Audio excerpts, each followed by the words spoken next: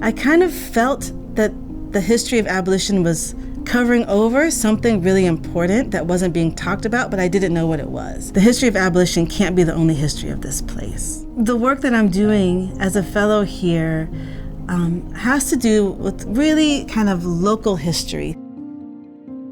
Oftentimes when enslaved people show up in the archive, it's because they have been, convicted of a crime. It's a court proceeding, or they are being sold, right? Why we know them or see them is some other horrific thing.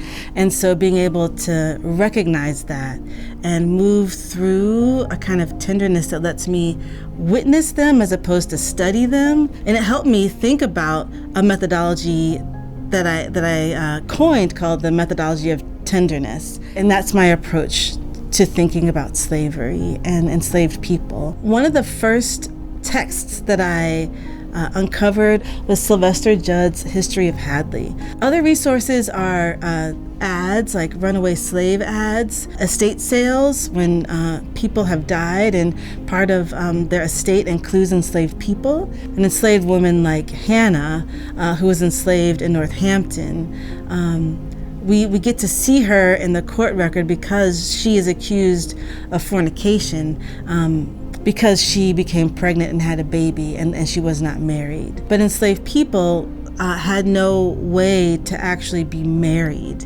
in any way that would be recognized by enslavers. And their punishment was being whipped. They were whipped in Northampton in front of a tavern. It was the Pomeroy Tavern. That tavern, if you're familiar with Northampton, was placed around about where St. Mary's church is. And so when people walk down Main Street, I want them to think about the people who were enslaved in Northampton, look at St. Mary's Church and think about that whipping post, and how that impacts people who are the descendants of settlers and their understanding of their own history. So part of the thing that drew me to the question in the first place also has to just do with me as a Black woman in the Valley and feeling disconnected. Part of what I've experienced as a fellow at Slavery North is connection with people, and people who live here and do this work, and people who are people of color who we can work alongside and help each other. So as a fellow at Slavery North this year, I am working on a single authored book. By the end, I will have a first draft of the manuscript for the book.